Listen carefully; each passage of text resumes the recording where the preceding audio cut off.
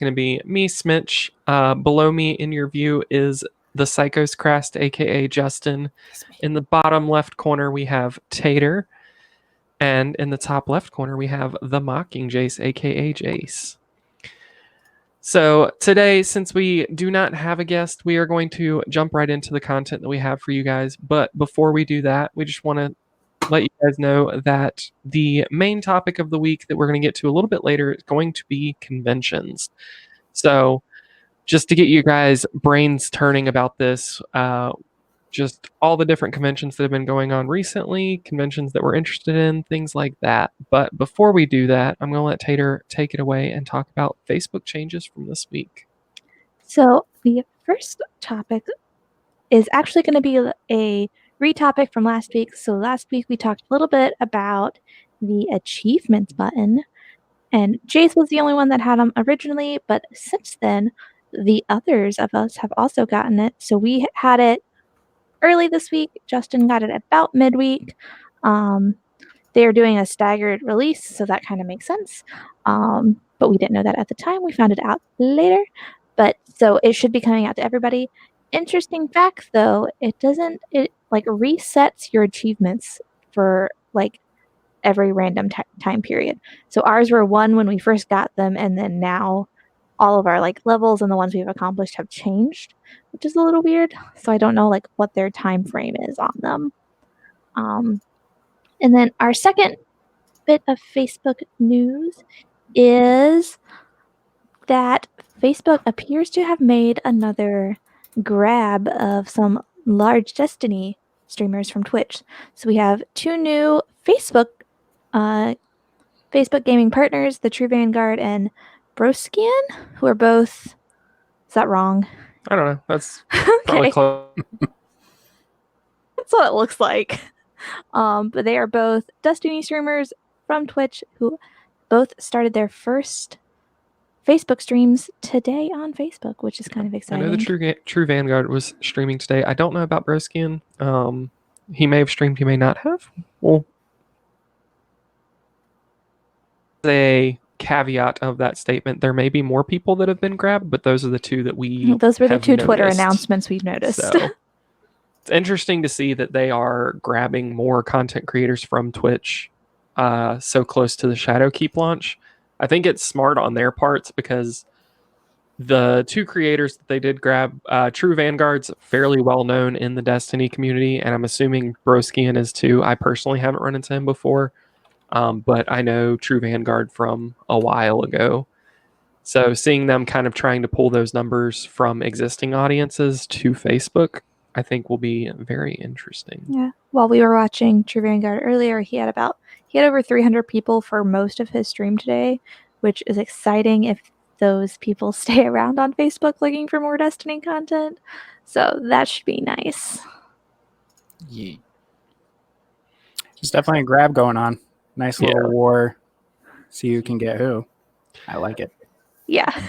Yeah, I think it's interesting though because something I noted is every time I've seen Facebook grab people, it's been at the beginning of the month. So I'm going to start being like more cognitive around the first of a month to see if we can see who's actually making those switches. Because both of these streamers, their first stream on Facebook was the 1st of September. And they both posted that that was going to be the first one after they made the announcement. So kind of an interesting trend. They seem to grab people at the beginning of the month, and I've noticed they've done this before. So interesting. Yeah. But I think that's all we really had for changes this week. It wasn't so much on the side of things that are going to impact everyone, but more interesting trends in what Facebook is doing. Moving on from that, we're going to jump into the news that was this week. Starting off with the Halo Master Chief Collection is soon going to support over 6 million player-created maps. I know everyone's a little excited about this, so if someone else wants to jump in there, feel free. I mean, I love, that's what kept Halo 3 going and like made Halo 5 playable were the Forge maps. So you got like Jenga, you got battle cars, you got Sumo, you got Speed Halo. There's so many different game modes on there to keep it going, to make it interesting and just a whole lot of fun. So that is very exciting that they are taking all of them and bringing it over for future use, especially with it coming out on PC soon. So that's exciting. TBD. Yeah, custom games and maps are always the best and favorite addition for any sort of like multiplayer PvP game. I mean, Halo's had a successful run with it with all of them. You look at Fortnite with their creative mode. Overwatch this last year has put in their workshop studios. They always really take off. A lot of fans love them, and they kind of breathe new life into the game. I mean, you look at what Super Mario Maker game subsists completely off of that, and it does really well. Yeah. Yeah, I'm I just think excited for the Master Chief Collection to come. for sure. I want to play Halo. And you got combat golf, and you got rally races, and you got their version of Mario. There's so many. Yeah, it's very interesting to me that they were able to get even like the 360 maps and things ported upwards. I know there are a lot of people that are going to be excited for that. Yeah, I was actually quite surprised at how popular Halo 2 was still doing on the Master Chief Edition the last time I played on my Xbox, which was 3.5 layers of dust to go. So I love that your measurement is layers of dust. yeah, it's just sitting there. So I think that was kind of the news for that. There's not really much underneath what was said, but it is exciting to see that on top of bringing the Master Chief Collection to PC, we're going to see more and more support for the game ongoing. Even though it's a collection that's been out for a while, I think it's going to have a resurgence, especially with the new title in the series coming out next year. It's going to be good. I mean, Master Chief Collection, I don't know who all played it when it released. It had a rough start, to say the least. But they put a lot of work into that, and they added things and turned it around, and adding stuff like ODST and Reach, and I'm excited for the PC one. Everybody I talk to, PC friends who aren't really Halo fans, they're excited to play Master Chief Collection when it comes out. Because I can't play with controllers, like cannot save my life, cannot play with a controller on anything. So I'm just like, I just want to play Halo. I tried once and it ended very, very poorly for me. I feel yeah. I can't go back to a controller. Not for shooters anyways. I'm so awful with them. I can't do the double thumbstick, so I can either look around or I can move. I can't do both at the same time. Well, which is kind of required for shooters. I know what series you guys are going to be grinding when it comes out. Yes. Don't worry. Once you guys finally hit Halo 3, I'll be able to join and help you out. But yes, very excited for that to be coming for PC. I just need a release date. Yeah.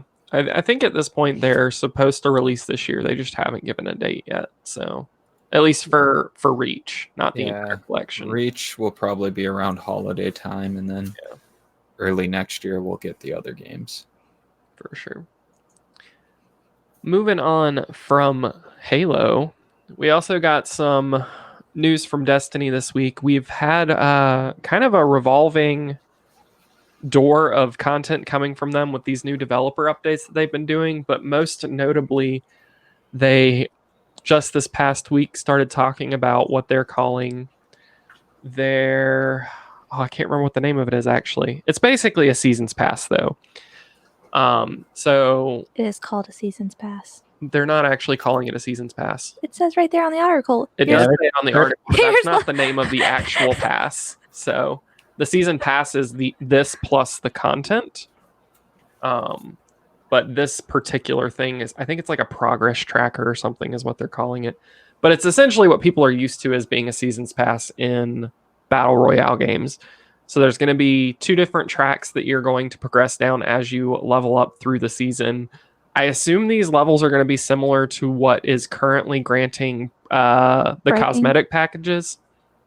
But I don't know if they detailed that yet, but essentially there's going to be the top path that you see there is going to be for free. So anyone who owns Destiny 2 and is playing the game does not have to own the current season's content to unlock those rewards. They'll progress through them. So even if you only are playing New Light, right? Yeah. Even New Light will be able to progress through that top tier. So for those of you guys that may be jumping into it for the first time, come Shadowkeep. You'll still be able to get some new rewards that are coming out with the season. On top of that, for anyone who purchases the new seasons individually, so each season is going to have a pass associated with it that grants you content associated with that season. So for instance, the first one is going to be Season of the Undying. When you purchase that season, you're going to get all of the content associated with Season of the Undying, such as new strikes, new game modes, etc., etc. And then on top of that, you're also going to unlock this bottom track of the Seasons Pass, which will have faster paths to some of the rewards in the top tier, as well as additional rewards on top of what you would get out of the top one. And if you do unlock that Seasons Pass, you're going to get everything from both tracks, is assuming you level all the way through it. Fun fact, there are icons on the little track that they're showing that I don't know what they are, and I need to know. The little like black banner things. I'm just like, what are those? What are you doing, Bungie? It's a secret. So is it going to tie hand in hand with the? It looks like it's going to tie into the artifact. I know they were talking about adding artifacts to the game and having seasonal ones, different ones for each season that you kind of upgrade over time. And I'm curious how that's going to relate to the pass. I think they, as far as I can tell, are actually unrelated.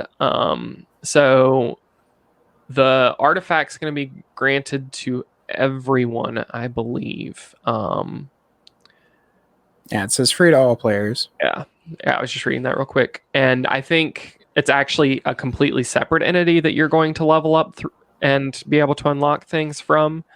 So I don't know. It looks like they're doing a few different things. They're like giving us details, but being vague at the same time.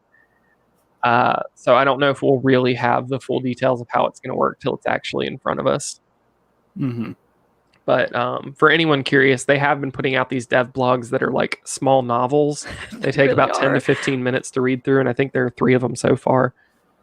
So if you want to come over all of the details, that's where a lot of this is coming from. Yeah, I think they're called director's cuts, and basically they just start rambling on, just like it's like a steady stream of consciousness. But this was kind of their reaction to all of the different dev that went into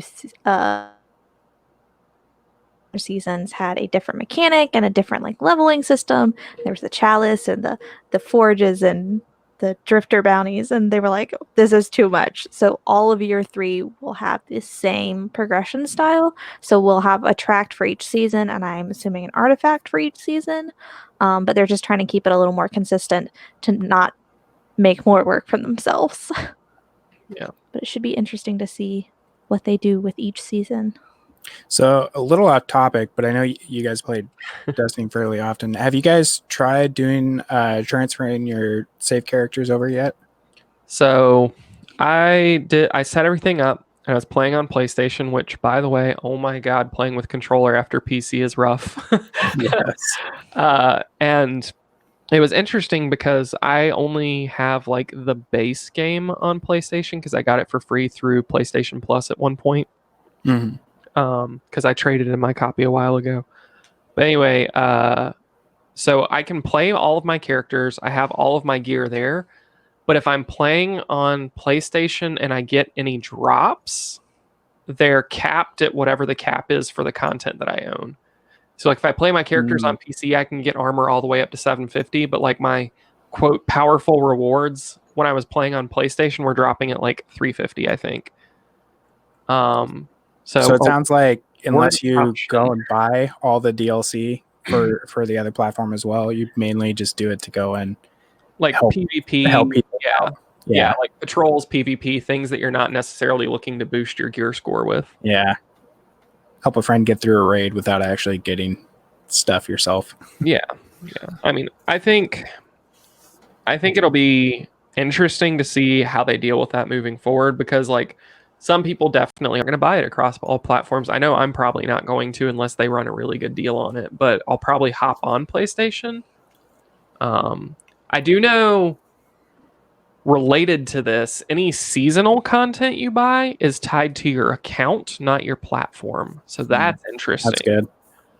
So I'm curious to see how that plays into things as well. Well, that makes sense with their seasonal battle pass, whatever they're calling it, so you can still earn the XP and progression and all that. Yeah, you should be able to earn it across all platforms. So, I mean, realistically, though, it's probably just a small amount of people who are really going to utilize the cross save feature. I mean, it's awesome. Don't get me wrong, but I don't think it's, even half the population of Destiny players are looking to jump between console and PC. And honestly, I see happening is I don't see a lot of people bouncing back and forth. I see most of the people that are going to be using this service using it as a way to finally transition to PC. Yeah. I mean, the release of Destiny 2 was so far delayed, not so far, but a few months delayed compared to console, and some people just never made the switch because of that, because they were already invested in their characters. Yeah. Now being able to make that change with characters, I see that being the more common way it's used. Honestly, I feel like streamers are probably going to be the only ones really consistently using the cross save. I know one streamer that I watch that's huge in Destiny is using it to play on both PC and PlayStation 4, which has been his main platform. So, Nice.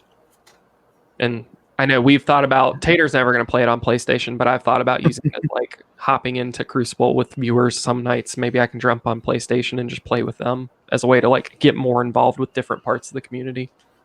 Yeah, I'm definitely going to use it just for, I've got a lot of old school friends from Xbox that still play Destiny on there pretty seriously. So it'll be nice to go back and play with them. For sure. I will not be using it. I'm just going to be switching from Battle.net to Steam. So if I'm not on my PC, I'm on my Switch. I don't use my other consoles. Yeah. So went on a bit of a Segue. tangent. Yeah, went on a bit of a tangent there. But speaking of Switch, there appears to have been a product posted Oopsie. that seems to be indicating that there is going to be Overwatch release for the Switch. Do you want to talk about this, Jace? I know you're our biggest Overwatch guy, so I love it when stores leak stuff like this. Like, I feel bad because I'm sure the person who accidentally leaked it probably gets fired from that store. oh yeah. But it always makes me happy when I see content like this. So it's just a case for a Nintendo Switch that's listed as officially licensed Overwatch themed case. And that may not seem like a whole lot, but there's a lot of people are thinking that this means Overwatch is going to be coming to Switch, because why else would they make a case for it? I mean, there's a chance that it might just be, because I mean, cases, they do make themes for everything. There's lots of anime shows that you can get as a printed on a case, and that doesn't mean there's going to be a game of that. But yeah, a lot of people are thinking that means Overwatch is going to be coming to the Switch, and I will be excited if it does. Take my Overwatch everywhere. Yeah, it's definitely. Go ahead, Jay. I don't see them having a problem. Doom did very well on the Switch. Shooters in general work very well on the Switch. It just won't look as crisp as your PC. Yeah, I mean, it's already on consoles, so I don't think it's that big of a jump for them to put it on Switch. It's been on console for a while now, so it's not like it's a huge hardware-intensive thing that they're going to have to do. I am curious. So currently, I don't know. Does your Battle.net account carry your Overwatch stuff? I don't know the best way to say it, across all platforms, or is it platform linked? You don't know either. It's platform linked. I don't have it on Xbox, so I have it on PlayStation. I have it on Xbox, and I have it on PC. It is a platform. Okay. Like, Yeah. Your name will transfer over. Your friends list shows up, but you can't do anything with them. But yeah, that's it. That's interesting. I mean, it's not as big of a deal with Overwatch, where everything in the game is cosmetic. So Yeah. just more of all the curiosity, heroes are honestly. unlocked. Yeah. Yeah. I'm excited for it. I mean, like we were talking about before, Blizzard games, they're all kind of meant to run on Everything. potatoes. Potatoes. They Yeah. run on everything. I got a friend who plays Overwatch.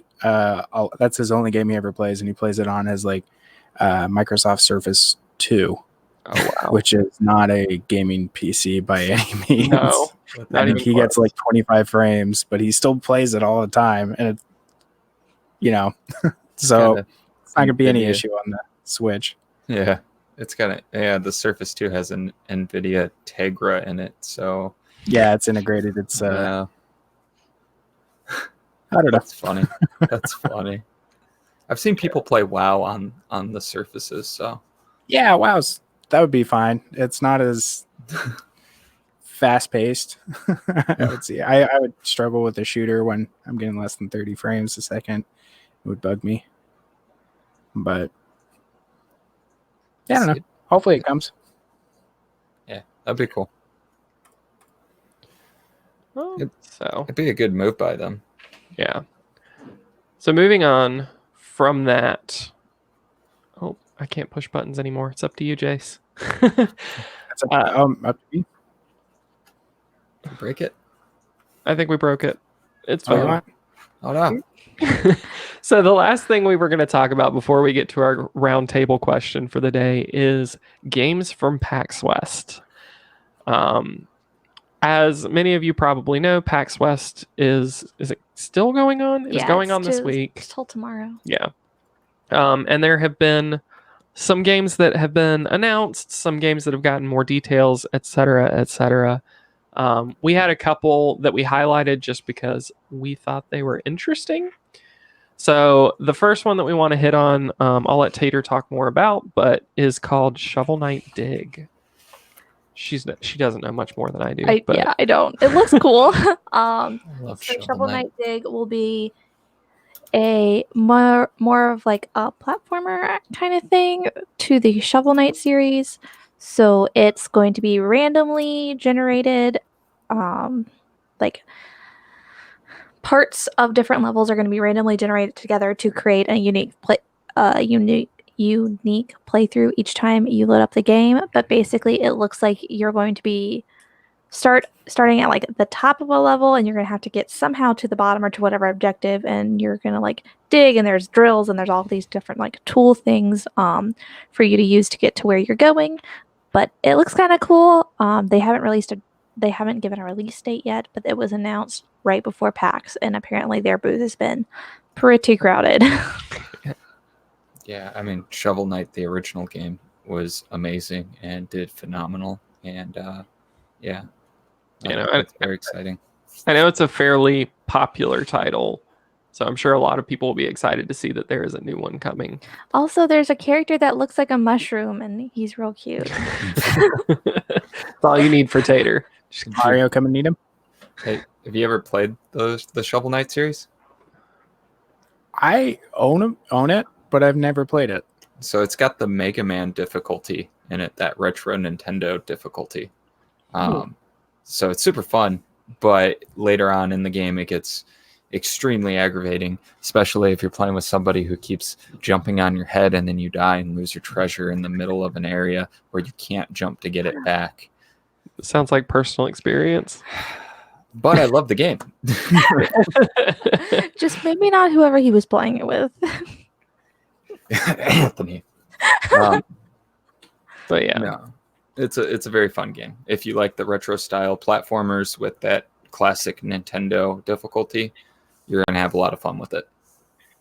Cool. I don't. They make me angry. They make me so angry. I love watching them. I love the art style. They're great to watch. They make me angry. I can't play them anymore. I have to be careful with games like that because He gets addicted. I have a very bad addiction problem where like I'll start playing and then I'm like I have to 100% everything. It happened with Rayman Legends. Oh my gosh. you can only hear the beginning of a music level on Rayman Legends so many times before you want to just remove the controller from the vicinity. You're like, I'm done. When Mega Man Legacy Collection came out, the first Legacy Collection came out, Nicole was out of town, so I was at home and I was playing. 2 hours later, I sent her a picture. I 100%ed Mega Man 2. And she's like, how did you do that? And I'm like, I remember where everything is from when I was 5 years old. Oh gosh. Oh man. Wow. I played it so much. So Yeah, that's great. So, going from that to the next game that we're talking about is actually another kind of classic game coming back from Gearbox, is Homeworld 3.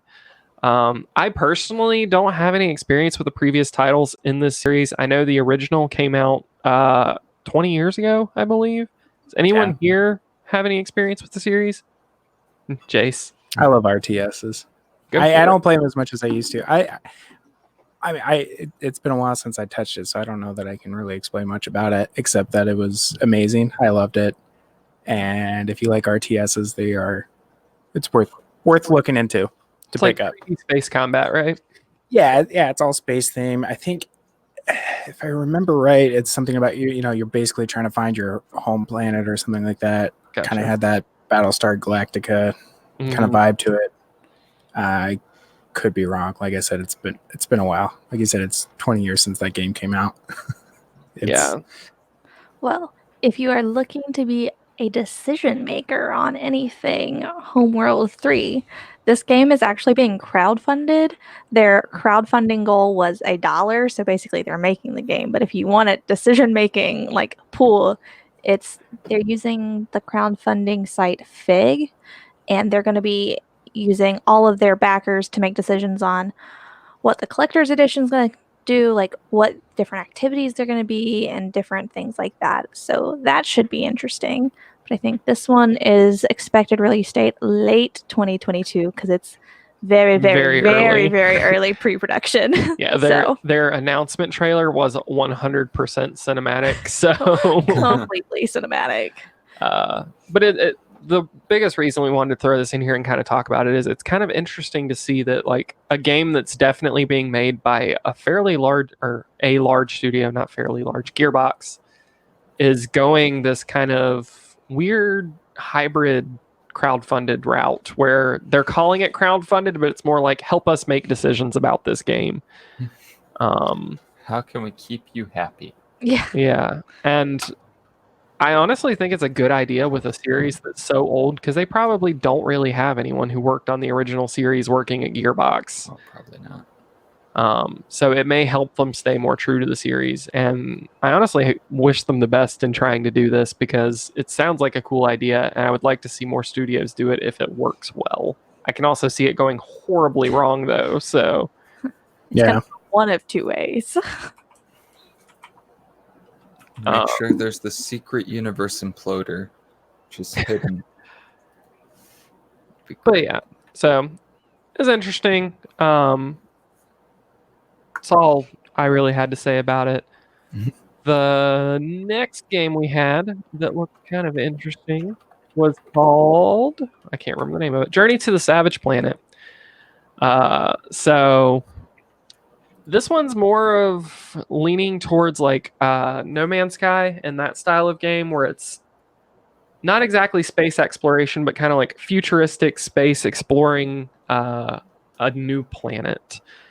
But the thing that's interesting about this one is it's more satirical, I guess is the best way to put it. So it's making fun of late stage capitalism from a universe standpoint. And I believe you're dropped on this planet and trying to make it somewhere. And throughout the course of getting there, these upgrades that you don't really need. And it's supposed to be a more linear game. I don't know. It looked interesting. Yeah, it's supposed to have co-op. Co-op sounds legit. I mean, Yeah. I haven't heard anything about this game. I haven't watched gameplay or read anything on it, but I'm always down for sci-fi. I love Yeah. sci-fi, and if it's co-op sci-fi, I don't really care what the gameplay is. I'll play it. Yeah, it's interesting to me that we're starting to see more and more games like this that are like planet exploration and like space exploration. Like they've always been around, but it definitely seems to be more of like area that people are building these games, because like you have No Man's Sky that came out a few years ago, you have Astroneer that came out a while ago, you've got this now. I had another one I'm totally blanking right now. But they all have like a very similar play style. This one's kind of straying a little bit though, in that it will be linear as far as I can tell from what I was reading. But more definitely still having like the exploration and creature element to it. So I don't know. Interesting. I want to throw it out there for anyone who's looking for games to keep up with. But yeah, and then the last one we had, if you guys will give me a second, is called Disintegration. And this one is actually kind of a hybrid game of sorts. It's a, how did they describe it? FPS. RTS. Thank you. I'm excited. Yeah, you can talk about it, Jace, if you would like to. I am really excited. So it's from Private Division, which was a new studio from the creators. One of the creators of Halo. I was trying to remember it. Marcus Lito. Yeah, he was one of the Halo co-creators, and Mike Gutman, who was the former studio lead at the Zipper Interactive. Had to think there. Who made the SOCOM games. And it looks like a new Halo awesome shooter. I don't know. I'm excited. It looks amazing. The art design's fantastic. I'm looking forward to it. I know IGN has up, I think it's like 7 or 8 minutes of gameplay on their website if you're wanting to see a little bit more of it. What it looks like. I'm excited for it. I love, like I said, I love sci-fi, and if we can get another shooter, it's gonna be fun. Yeah, when I was watching the trailer for it, I'm not a huge RTS person, but it looked like it towed the line between an RTS and an FPS enough that I would probably give it a shot. So that's kind of what's exciting for me, is it may be a good title to introduce myself to that genre, because I find RTS as a whole just to be kind of overwhelming. Yes. I guess is the best way to say it. So I'm just like, oh, there's a lot going on here. But if they can then like merge that into an FPS, I'm all about FPS shooters. So yeah, from what I've heard on it, I mean, I haven't played it myself, but from what I heard of it, you can. It doesn't feel like you have to. It doesn't feel like it plays like an RTS, even though there's like a lot of RTS elements to it. It's, from what I've heard, was like a first and foremost a PS with some strategy elements. That makes more sense. yeah, no, that makes sense to me. You have to be more tactful. You just can't run and gun. Yeah, But that's the fun part, guys. That's the fun part. I I don't have We'll to see. think if I'm I run excited. and gun. I'm excited, and it's got a It cool looks name, cool. Disintegration. Such a Halo name. I love it. Yeah, I'm very interested to see, like, I'm a very big plot guy, and very interested to see behind it, because like the whole tagline and everything, as you can see here, is reboot humanity, and all of the main characters are like, we're trying to save what's left of humanity, but they're obviously mostly robotic. So I'm kind of curious what's going to be going in the underlying story there too. So Yeah, if I remember right, Marcus Lito, the guy from Halo, he was more in charge of like art direction and more the visual kind of stuff than storyboarding or anything like that. So I don't know. It'll be interesting to see, because everybody loves the Halo stories and they get really into it, but it'll be interesting to see whether it has that same amount of depth to it. yeah, I don't know. It's fun. You can sign up for the alpha, though. That's what I was going to say. They haven't put a release date on when it's actually going to be taking place. They haven't given any specific date for that, but on their website you can sign up for it. Yeah, and the game's supposed to come out next year, so I would assume the alpha is going to be sometime this year or at least early next year at the latest. Spring, summer. Yeah. Oh, yeah. I just, since they are labeling it as an alpha, I would imagine it would be fairly soon. Yeah. But yeah. Did anyone else see anything interesting from PAX that they want to throw into the mix? Or did we hit on some of the highlights? I didn't see anything else that really stood out to me. I mean, a lot of them are Repeats from others? yeah, they're either repeats or indie games. A lot of ones are ones that I've already seen that I'm excited for. Mhm. Yeah, I mean, I was trying to think if there's anything that really stood out, but I don't know. It's just a lot of indie games that I kind of want to try them all. Yeah. Yeah. I mean, the whole point of what we pulled here was to try and pull some of the bigger titles that we haven't talked about yet, just to give a feel for what's out there. But if anyone is curious about what's been talked about at PAX, there are tons of great articles out there. Just type in PAX Games announcements and you'll get a slew of results.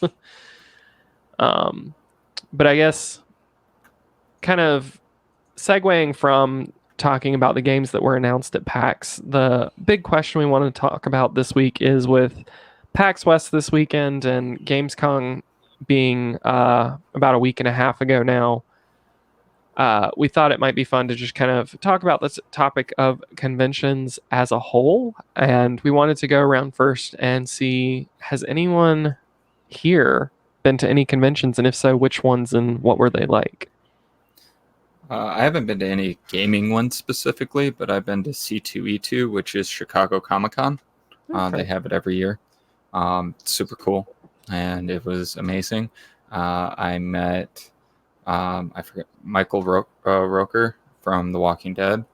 Rooker, who plays Yondu as well in Guardians of the Galaxy. Mhm. That was really cool. I met Stan Lee. That was really cool. Oh, I actually got him to sign a copy of one of my Deadpool comics. So that's awesome. That is Nice. yeah, it's a lot of fun. You see a lot of cosplayers, get to see a lot of comic book stuff that you don't get to see anywhere else. And it happens once a year in Chicago. You just go out there for it. It goes on for like a week, but I only went out for a weekend. It was so cool. Cool. sweet. We have a lot of conventions here in Portland.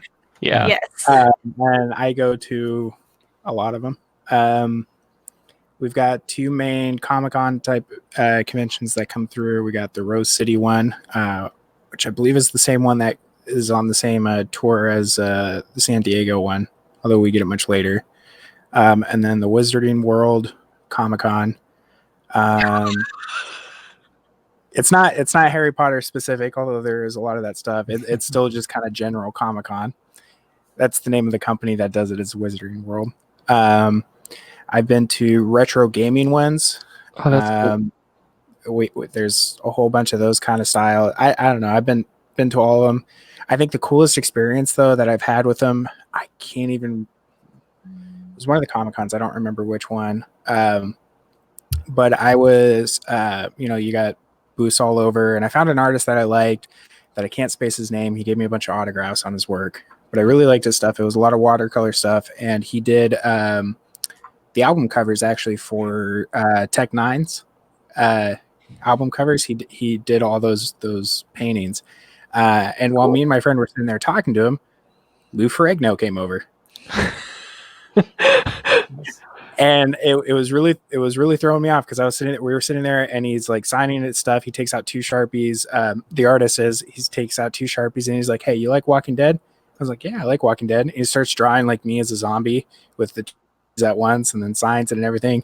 And then Lou Ferrigno comes over and he's like, "Hey, what's up, man?" And then we just sat there and we talked for like 5 minutes. Oh, that's cool. I've never felt smaller in my life. I mean, I'm not a small guy by any means. I'm 6 foot 250. But man, I felt tiny. I felt like I was 3 foot tall standing next to Lou Ferrigno. And he's old now. He's not nearly as big as what he used to be, but he's still massive. He's the only guy who will ever be the Hulk. Like everybody else is CGI. They play Bruce Banner, but they're not the Hulk. He is the only Hulk. It was a cool experience. That's awesome. Yeah, I know. I haven't really been to many conventions. High school, I was a lot bigger into like anime and stuff like that, and I went to one in Raleigh, North Carolina. I can't remember the name of it off the top of my head. But that's really the only convention experience that I've had. And we've had a couple of planned conventions experiences, but they did not pan out. So Had the tickets. yeah, we had Then tickets, moved. and then we moved, and then they were non-refundable, and that was really sucky. That's But painful. yeah, Yeah. Determined we were moving the day after they were refundable. yeah. We were like, oh no. So that was definitely a fun experience. Air quotes. I went to I'm trying to remember, it was called like Heroes and Villains, I think it was. That was another one I forgot about. And it was mainly a Walking Dead convention. That's interesting. I went with the girl I was dating at the time, and it was a little bit different because pretty much most conventions you go to, you've got, you know, the meet and greet sections, then you've got a couple rooms off to the side where they have panels and stuff like that, and then it's just a ton of booths selling things. There was like 3 booths actually like selling merchandise, and then the rest of the convention center was just filled with actors.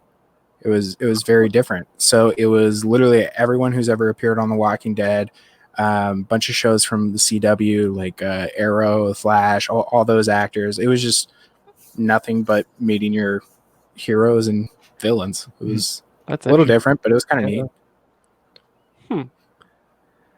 So I guess after talking about all of the conventions that we have been to, I think it would be fun to go around and ask which convention that you've never been to would you like to go to and why? We can start with you, Jace, and then we'll go around. I need to go to PAX West. I don't know why I haven't. I'm like an hour and a half drive away. Go tomorrow or today, whatever. Oh, they're all sold out, and I Oh. don't feel like Sneak in. scalpers. Sneak in.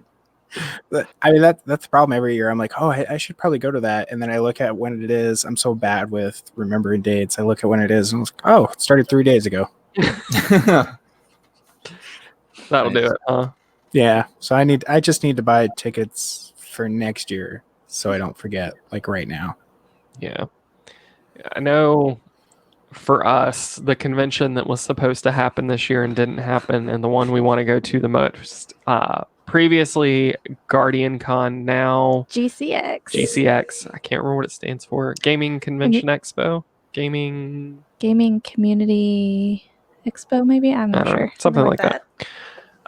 But with both of us having kind of our roots in streaming, starting in charity, and that being such a big part of who we are and part of the reason we love what gaming can do, that's the event that we want to make it to.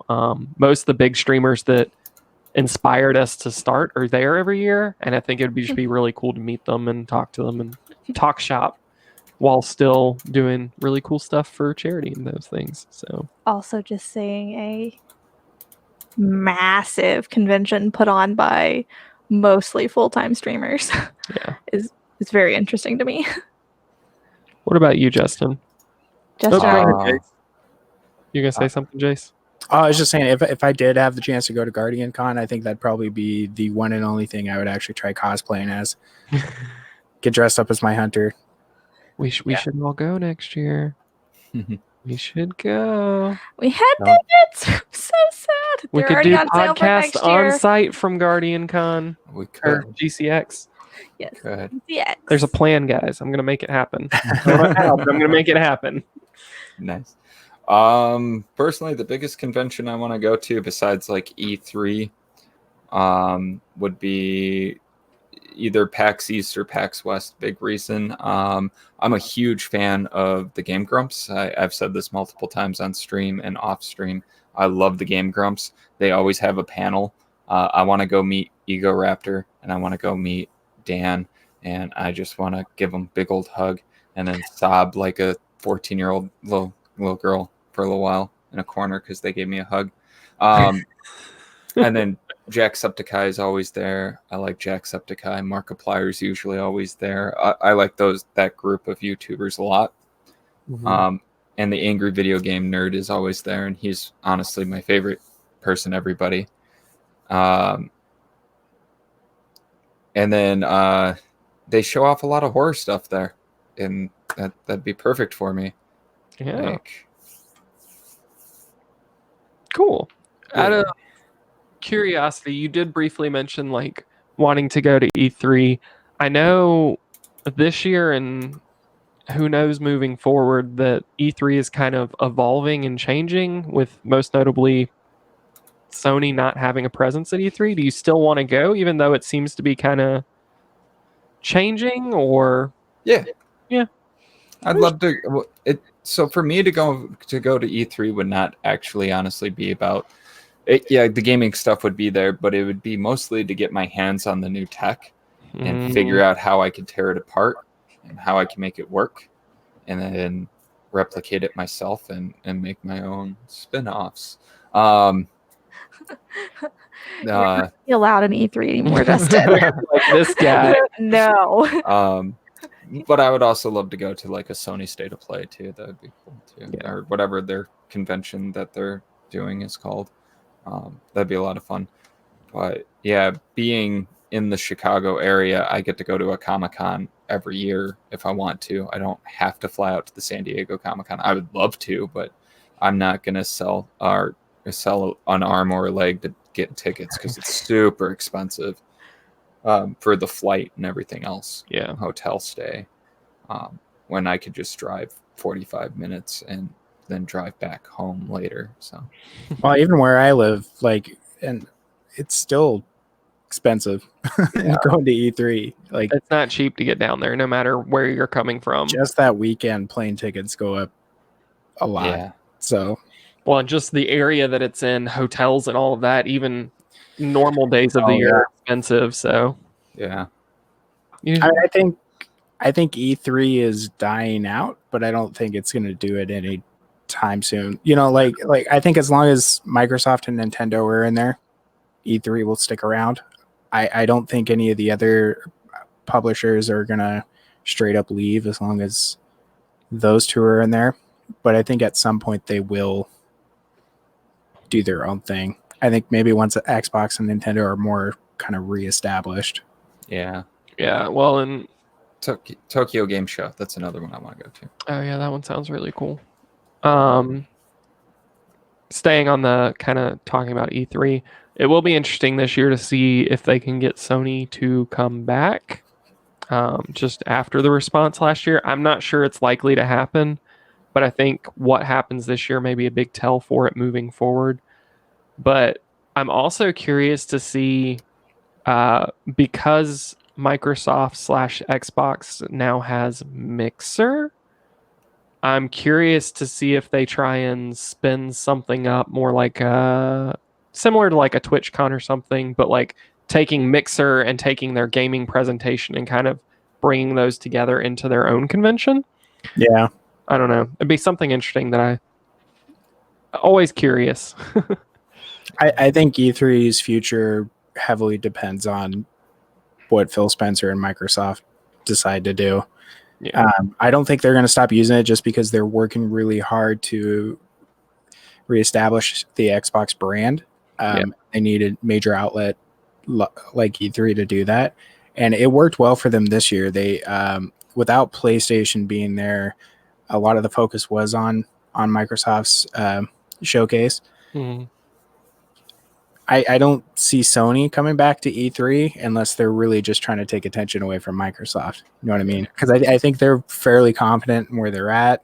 They've gotten a little complacent, and they're just kind of like, "Well, we need to do our own thing. We can do our own thing." And they didn't hurt from that this year, but it definitely gave Microsoft more attention. Yeah, State of Play went very well for them. So I mean, Yeah. Well, and I mean the thing too, talking about the other big studio, Nintendo, is Nintendo always does like video presentations for the most part anyway, because they have to translate for all of the English speaking people. So I don't think, even if they had to take that away from E3, I don't think it would really change the way that presentation goes. So yeah. I mean, they do Nintendo Directs like monthly on the Switch anyways, so So, just kind of to wrap up the subject, I would let Tater go, but Tater and I are exactly the same in the convention we want to go to. So, when you go to a convention, what kind of merch do you like to come home with, if you do, or would you like to come home with? T-shirts, bracelets, and a lot of conventions that sell any of the Japanese models for anime, like the statues. I would come home with so many statues. Nicole might actually kick me out. So yeah, and of course pops. I love pops. Yeah. No, for me, if there were any convention exclusive pops, I would be in trouble if I liked them. I have trouble not buying pops just going to like a normal store. So if it's like exclusive, this is the only time you'll be able to get it, I'd be like, I have to have it, even if I don't like it. It's a problem. I like to come home with this much. About 6 backpacks worth of merch. I'm good. Yeah. I like wall art. That's probably my favorite, just because it lasts the longest and it's the easiest for me to display, if that makes sense. So you can't really see it because we have the green screen now and the way our room is set up. But on almost every wall in the room, that in our game room, we have Our like house. Borderlands, Portal, How to Train Your Dragon, Firefly, Deadpool, all those kinds of things. Our hallway is covered in the World of Warcraft The box huge art. World of Warcraft box Oh, art. nice. all the way down our hallway. But that's like my favorite thing because it's something I can see every day. I've got some weird wall art. There's this weird painting of like a alien head cut in half with its brain sticking out. There's a vampire ghost eating. I say it's what goes on in my brain, but I'd pull it down, but it's really hard to pull down. I'll probably do it off podcast, show you guys, or take a picture and show you guys. Yeah. Second would probably be easier. Yeah, So- that's me. My favorite thing I found at a convention, it was the indie gaming convention, I think is what they called it, here in Portland, where it's just a bunch of indie studios from the Portland metro area. But I found this one booth, and it was this guy who did a bunch of woodworking, and I think I've shown it to you guys before. It's a bottle cap opener, and he's got like Nuka-Cola and Vault Boy all painted on there, and Oh yeah, that looks I really think that's cool. my favorite, just because it's so unique. It's not like, I mean, the pops are cool. I've definitely got plenty of them, but it's not. They're not unique. For the most part, you can find the majority of them anywhere, and I think that's why this bottle opener is my favorite, because he made it. There was one other copy or one other Yeah, that's pretty version cool. of it there too. I got to find that guy. Yeah, I think I still have his card in my wallet. So I need to give him a call and have him make me one, and and be mail it like, to the other side of the U.S. I'm gonna be like, hey, make sure it's a Nuka-Cola Quantum though. I gotta have it slightly different than Jace. There you go.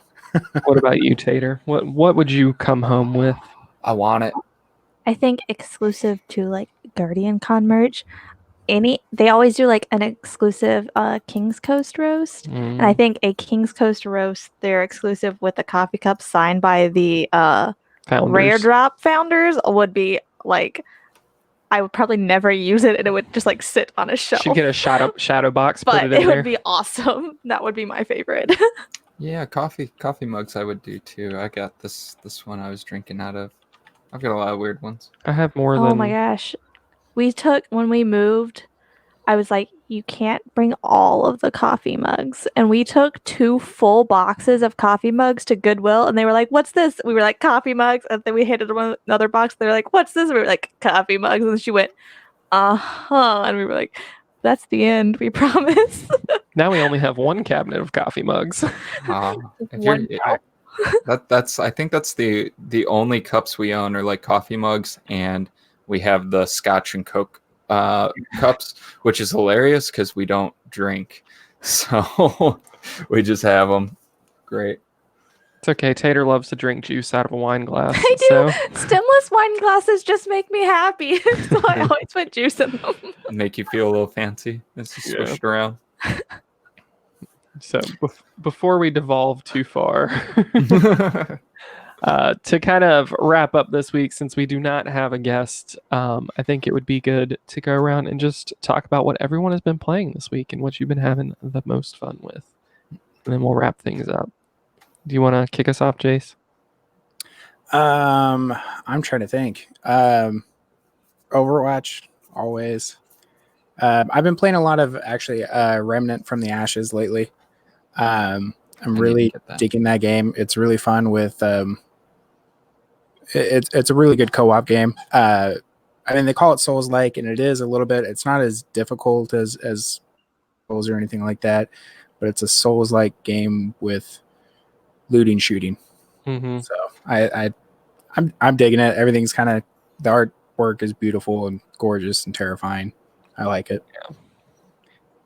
Yeah, we thought about picking it up. We honestly just haven't yet because with Borderlands and Destiny and all of that coming out so soon, we know we're probably not going to finish it. So yeah, I'm broke, which is why I haven't picked it up yet.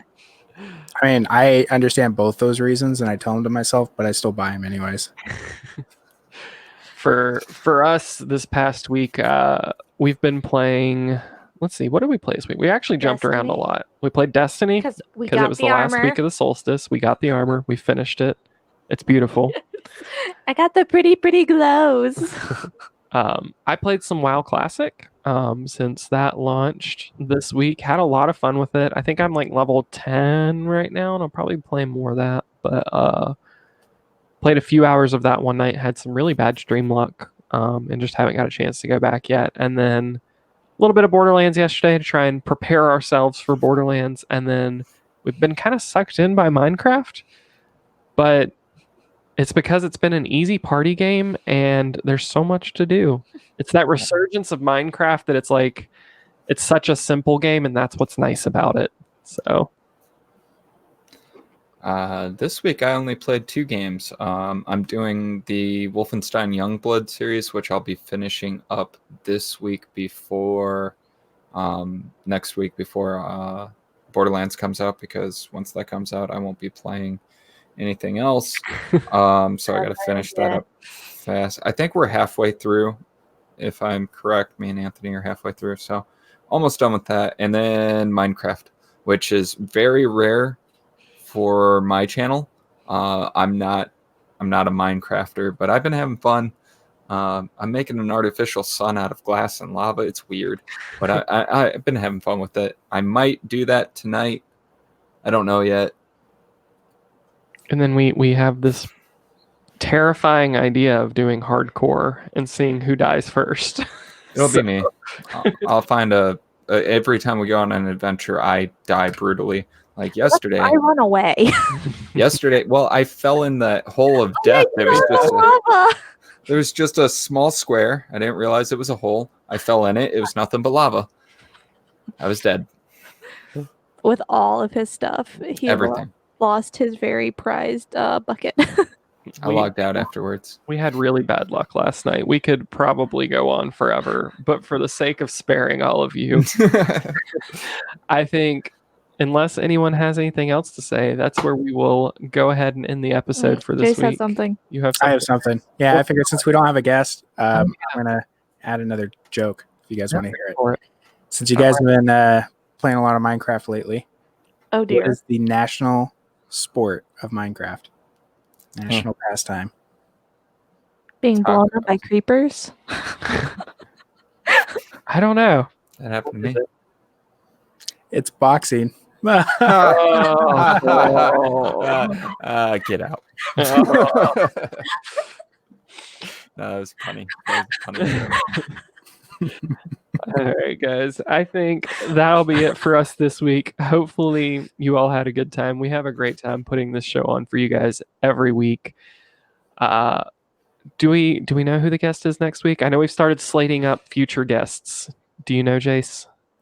I do. I talked to subject to change, everyone. Yeah, for sure. Any week. People's schedule changes. But it sounded like next week we have a Trend Killer Syndicate from over on Facebook scheduled. Horror streamer. So should be good. So look forward to that, guys. And as always, we hope you guys have a fantastic morning, midday, afternoon, evening, wherever you may be in the world. And we hope to catch you guys next time. Bye.